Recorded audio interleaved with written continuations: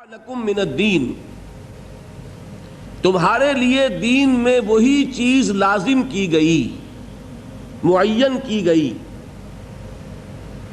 ما وصى بہ نوحا، جس کو کہ لازم کیا تھا اللہ نے نوح پر، والذی اوحینا الیک، اور جس کی وحی ہم کر چکے ہیں اے محمد آپ کی جانب صلی اللہ علیہ وسلم، وما وصینا بہ ابراہیم و موسیٰ و عیسیٰ، اور جس کی وصیت کی تھی ہم نے ابراہیم کو اور موسیٰ کو اور عیسیٰ کو، وہ کیا ہے؟ ان اقیموا الدین ولا تتفرقوا فیہ، کہ دین کو قائم کرو اور اس میں تفرقے میں مبتلا نہ ہو۔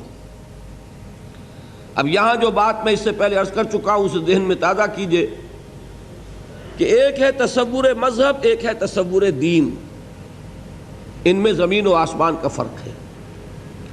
مذہب کے بارے میں تصور دنیا کا کیا ہے، اسلام کا نہیں، دنیا کا تصور، کہ مذہب صرف انفرادی زندگی کا معاملہ ہے، اجتماعی زندگی سے اسے کوئی تعلق نہیں۔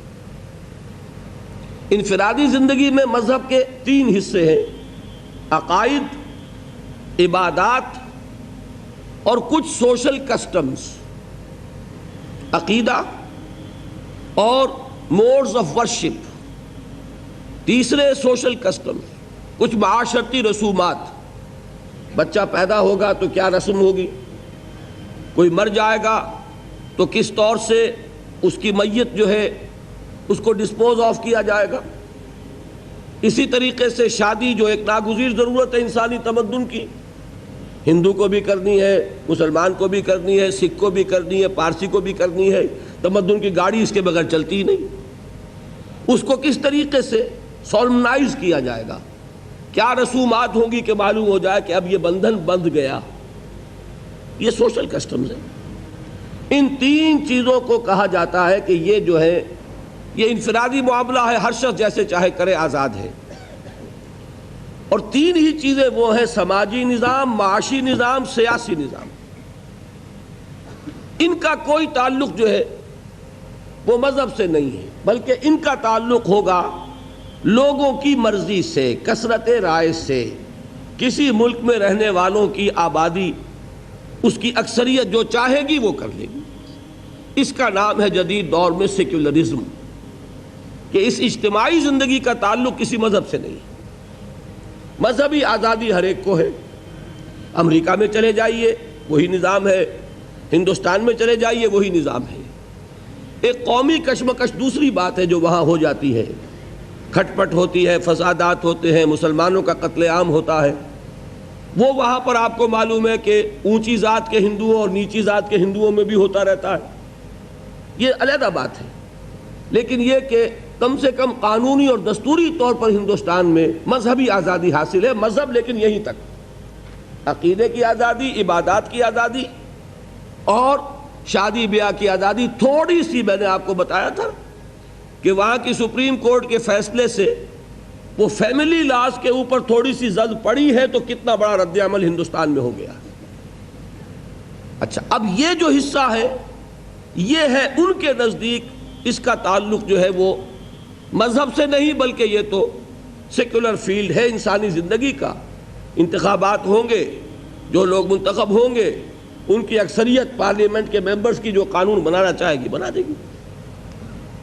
تو اسلام کے بارے میں یہ جان لیجئے کہ اسلام مجموعہ ہے ان 6 کی 6 چیزوں کا، 3 جمع 3۔ اس میں عقائد بھی ہیں، ایمانیات، جس پر ہم ایک مکمل تقریر جو ہے سن چکے آپ حضرات۔ پھر اس میں عبادات بھی ہیں، نماز، روزہ، حج، زکوٰۃ۔ پھر اس میں عقیقہ بھی ہے پیدائش پر، اور تدفین اور تکفین یہ ہے فوتیدگی پر، نماز جنازہ ہے، نکاح ہے، طلاق ہے، اس کے قوانین ہیں۔ پھر اس میں ستر ہے، حجاب ہے، سیگریگیشن آف سیکسز ہے، زنا کی ایریڈیکیشن کے لیے دور دور تک حد بندی ہے، ایسا معاشرتی نظام کہ جس سے بدکاری کو، زنا کو بالکل نکال دیا جائے، خاندانی نظام کو مستحکم کیا جائے۔ پھر آپ اس سے آگے بڑھیے، اس میں وہ احکام بھی ہیں جن کا تعلق معاشیات سے ہے، سود حرام ہے، سٹہ حرام ہے، فارورڈ ٹریڈنگ کی اکثر شکلیں حرام ہیں، یہ پہلے سے جو فصلوں کے سودے ہو جاتے ہیں حرام ہے.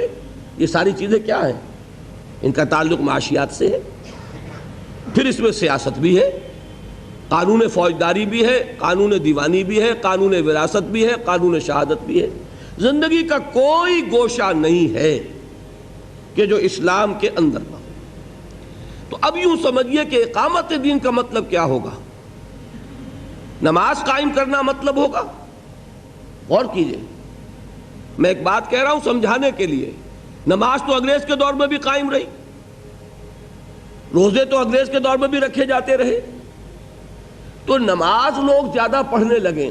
فرض کیجئے کہ کسی ملک کے اندر نماز جو ہے وہاں کے 100% لوگ پڑھنے لگیں، لیکن اللہ کا قانون رائج نہ ہو تو کیا دین قائم ہو گیا؟ غور کیجئے اس بات پر کہ ہمارا تصور جب بھی آتا ہے دین کا، چونکہ ہماری 6 نسلیں 8 نسلیں غلامی میں بیت گئی ہیں. یہاں وہی بیٹھے ہیں ہندوستان پاکستان کے لوگ، ہماری نسلیں غلامی میں بیتی. اب ہوتے ہوتے ہماری ذہنیت بدل گئی، تصورات بدل گئے. وہ تو ایک نسل میں ہی فرق ہو جاتا ہے، کجا یہ کہ 6 نسلیں گزر گئی ہوں.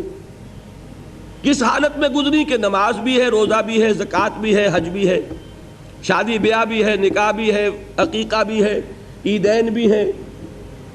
یہ سب کچھ تو ہے، لیکن اسلام کا قانون نہیں، نہ فوجداری، نہ دیوانی، نہ قانون وراثت، نہ اس کے معاشی احکام کی کسی کو پرواہ. بینک قائم ہے، دھڑلے سے قائم ہے. بڑے بڑے حاجی اور نمازی لوگ اس بینک سے قرضے لے کر کاروبار کر رہے ہیں.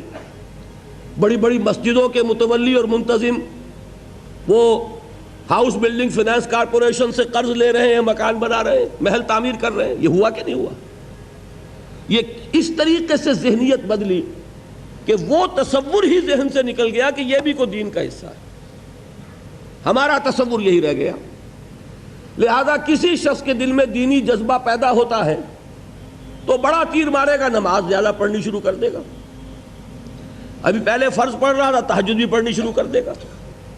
لیکن یہ خیال نہیں آئے گا کہ میرا دین صرف نماز روزے کا دین نہیں ہے، میرا دین تو مکمل زندگی کا دین ہے، میرا دین تو پامال ہے، اللہ کا دین تو مغلوب ہے، اللہ کا قانون جو ہے اس کے دھجیاں بکھر رہی ہیں، انسانوں کے بنائے ہوئے قانون چل رہے ہیں.